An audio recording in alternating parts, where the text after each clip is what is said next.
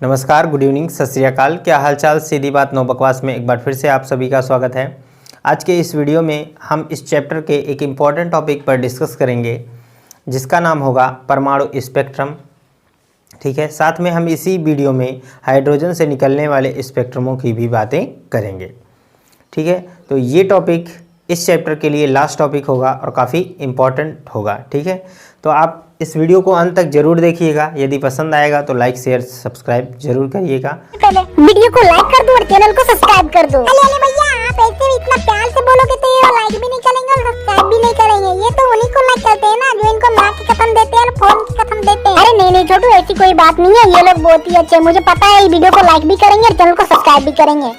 तो चलिए शुरू करते हैं आज का अपना टॉपिक। और इसमें सबसे पहले बात करेंगे परमाणु स्पेक्ट्रम की, जिसको इंग्लिश में हम कह सकते हैं एटॉमिक स्पेक्ट्रम।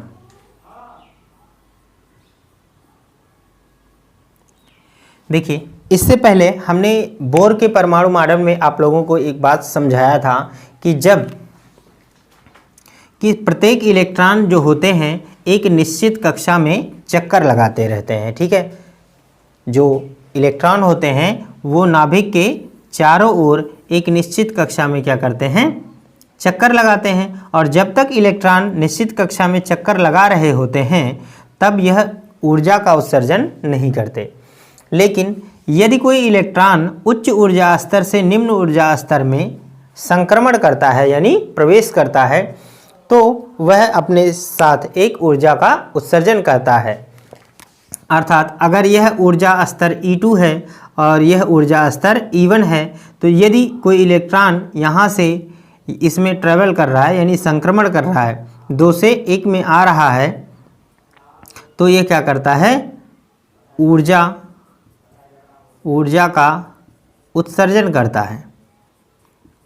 ठीक है, ऊर्जा का क्या करता है, उत्सर्जन करता है। और यह ऊर्जा जो होती है एक फोटान के बराबर होती है hν, और यह ऊर्जा दोनों ऊर्जा स्तरों के अंतर के बराबर होती है। अर्थात E2 माइनस क्या होता है, E1 के बराबर होता है। ठीक है, इस तरह से इस टॉपिक को हमने आप लोगों को बोर के परमाणु मॉडल में समझाया था।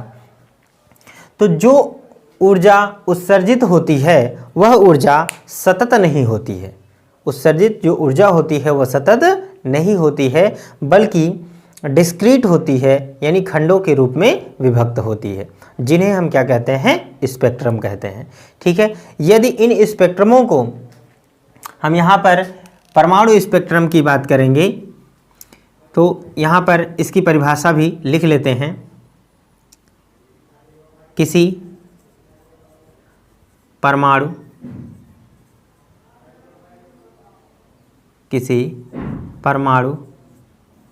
से उत्सर्जित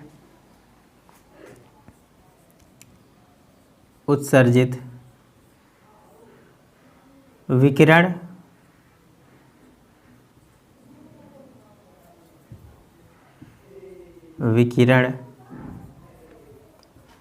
को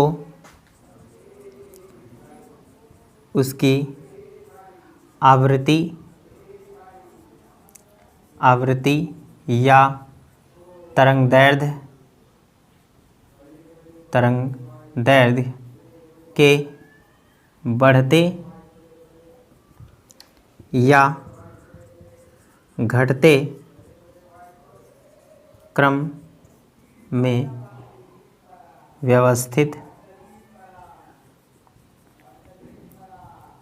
करने को परमाणु स्पेक्ट्रम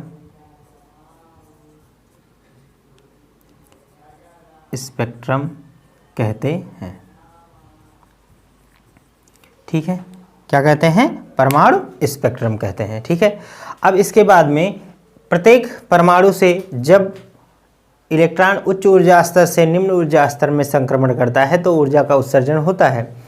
लेकिन हम यहाँ पर सबसे पहले एग्जाम्पल के लिए एक परमाणु लेंगे जिसका नाम होगा हाइड्रोजन। तो हम यहाँ पर बात करेंगे हाइड्रोजन हाइड्रोजन परमाणु हाइड्रोजन परमाणु स्पेक्ट्रम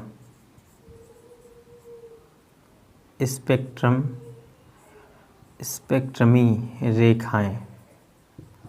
ठीक है, स्पेक्ट्रमी रेखाएं यानी हाइड्रोजन परमाणु में आप जानते हैं कि एक ही इलेक्ट्रॉन और एक ही प्रोटॉन होता है। जब हाइड्रोजन परमाणु में इलेक्ट्रॉन जो है जब किसी उच्च ऊर्जा स्तर से निम्न ऊर्जा स्तर में आता है तो वह इन ऊर्जा स्तरों के अंतर के बराबर यानी E2 माइनस E1 के बराबर ऊर्जा का उत्सर्जन करता है और यह ऊर्जा hν के बराबर होती है। ठीक है, ऊर्जा का उत्सर्जन करता है और इस ऊर्जा के विकिरण की एक निश्चित तरंगदैर्ध्य होती है। क्या होती है? एक निश्चित तरंगदैर्ध्य होती है जिसे हम एक स्पेक्ट्रम कहते हैं और इसकी तरंगदैर्ध्य जो होगी वो 1/λ इज इक्वल होता है R इन ब्रैकेट 1/n1 का स्क्वायर माइनस 1/n2 का स्क्वायर। ठीक है, जहाँ R बराबर 1.09 गुणे 10 के पावर 7 मीटर सेकंड होता है, मीटर प्रति सेकंड। ठीक है, और n1 और n2 क्या है? जहाँ पर n1 क्या है जिसमें संक्रमित हो रहा है, n1 क्या है?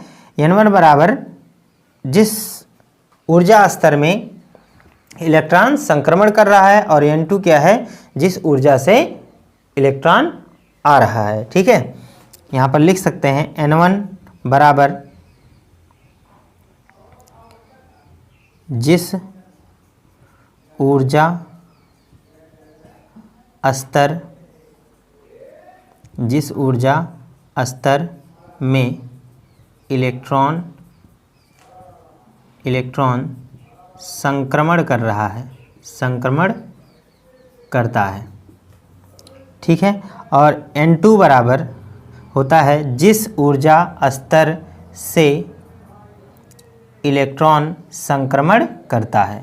यहाँ पर जिस ऊर्जा स्तर में इलेक्ट्रॉन संक्रमण करता है और n2 बराबर क्या है? जिस ऊर्जा स्तर से इलेक्ट्रॉन संक्रमण करता है।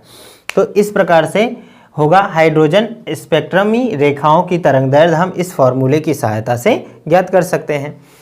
अब अगर पहली ऊर्जा स्तर में इलेक्ट्रॉन संक्रमण करता है तो उसे हम लाइमन श्रेणी कहते हैं और दूसरे के लिए बामर श्रेणी, पासन श्रेणी, फुंड और ब्रैकेट श्रेणी का इस्तेमाल करते हैं। तो आप इसका स्क्रीनशॉट लीजिए, फिर हम आगे कंटिन्यू करते हैं। तब तक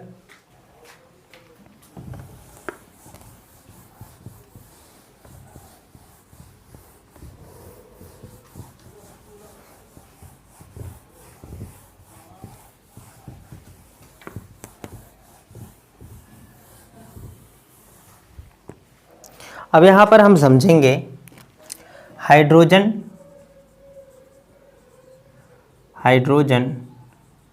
परमाणु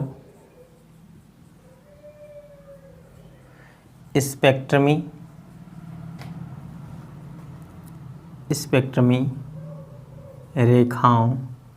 रेखाएं में जो उत्सर्जित स्पेक्ट्रम होते हैं उनकी तरंगदैर्ध्य को अलग अलग श्रेणियों में विभाजित किया गया है, जिसमें हमारी पहली श्रेणी है लाइमन श्रेणी। क्या होता है? लाइमन श्रेणी। यहाँ पर क्या करना है? लाइमन श्रेणी।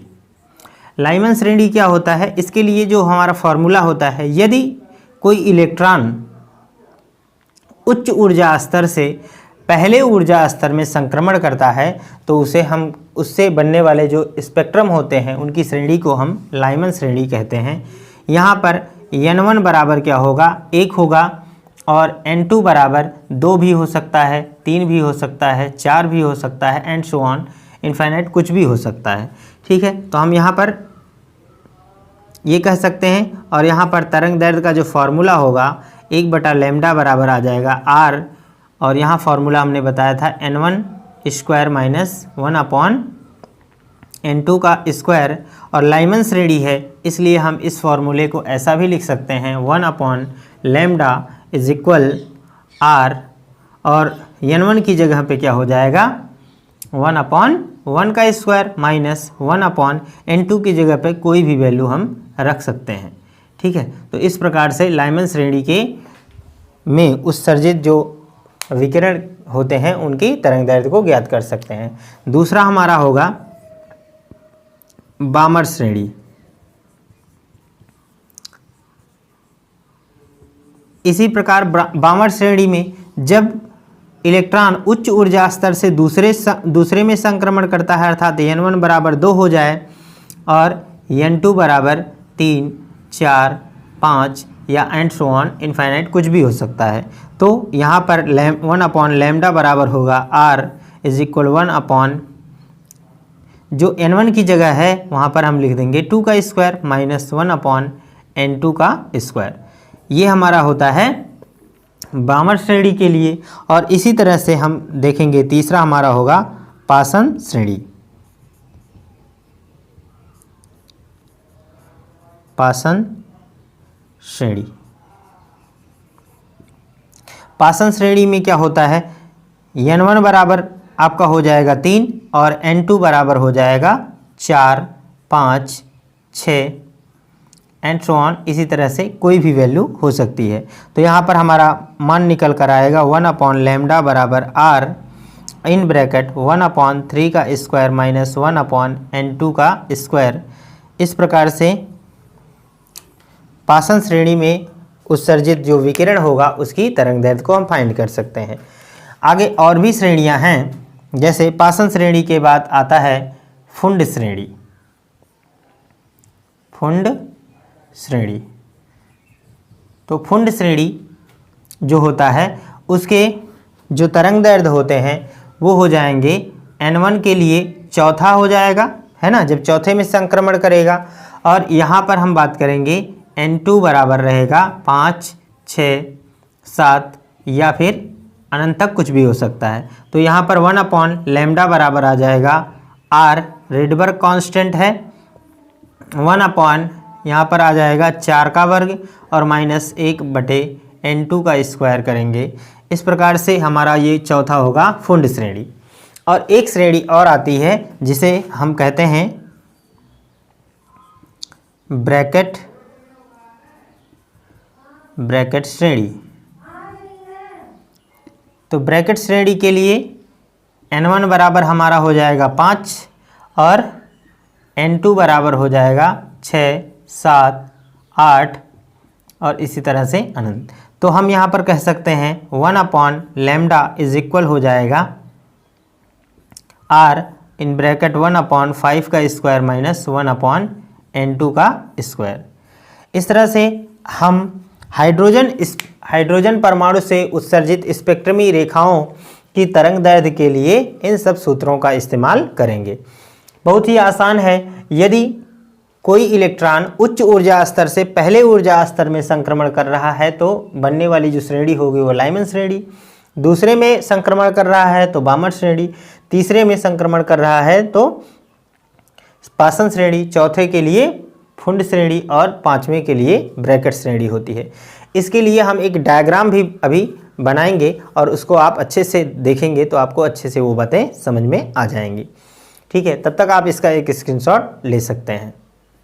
हम देख रहे हैं हाइड्रोजन परमाणु स्पेक्ट्रमी रेखाओं की जो ऊर्जा स्तर किसी ऊर्जा स्तर से किसी एक ऊर्जा स्तर में आने से बनने वाली श्रेणियों को इस फिगर के द्वारा समझ सकते हैं। ठीक है, यहाँ पर आप देख रहे हैं कि उच्च ऊर्जा स्तरों से यानी अंतिम से पहले में आए या फिर उससे पहले से किसी और में आए, मतलब पहले में 1 नंबर वाली ऊर्जा स्तर में यदि किसी भी ऊर्जा स्तर से इलेक्ट्रॉन उत्सर्जित हो रहा है तो जो श्रेणी बनती है स्पेक्ट्रम की श्रेणी वो लाइमन श्रेणी कहलाती है।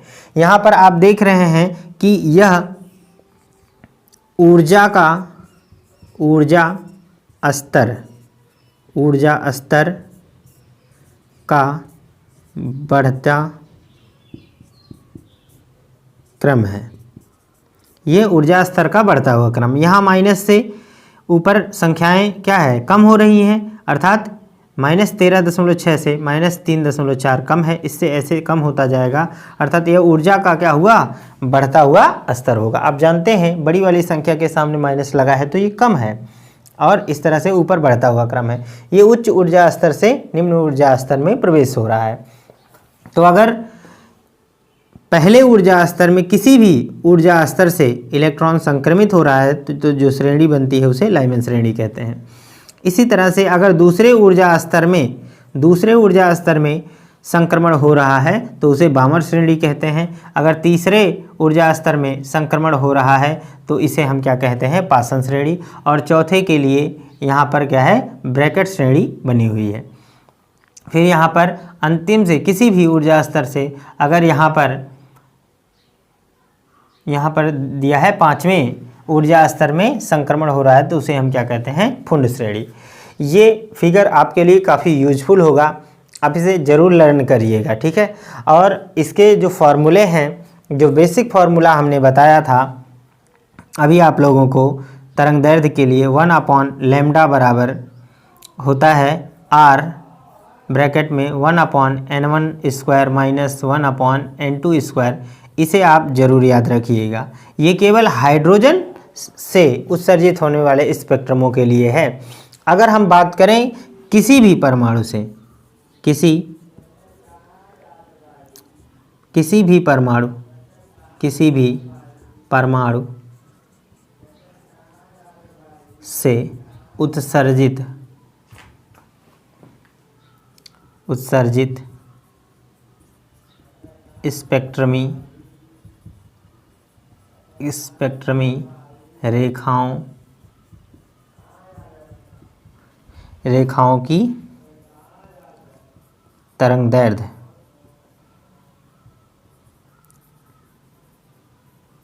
जो होगी वो 1/λ पर होगा, r z² 1/n1² minus 1/n2²।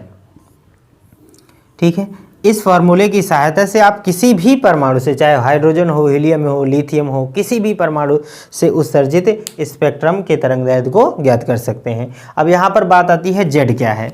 ठीक है, यहाँ पर लिखेंगे, यहाँ जेड परमाणु, या ऐसे लिखें तत्व का परमाणु क्रमांक है, परमाणु क्रमांक है। ठीक है, इस फॉर्मूले की सहायता से आप कोई भी किसी भी पदार्थ, किसी भी तत्व से उत्सर्जित स्पेक्ट्रम के तरंग दैर्ध्य को ज्ञात कर सकते हैं। आप इसका स्क्रीनशॉट लीजिए, फिर आज हम एक क्वेश्चन भी करेंगे इसी पर रिलेटेड, फिर आपको ये बातें अच्छे से और क्लियर हो जाएंगी। ठीक है डियर स्टूडेंट, इन दो फुल फॉर्म्स को भी आप अच्छे से ज़रूर लर्न करें।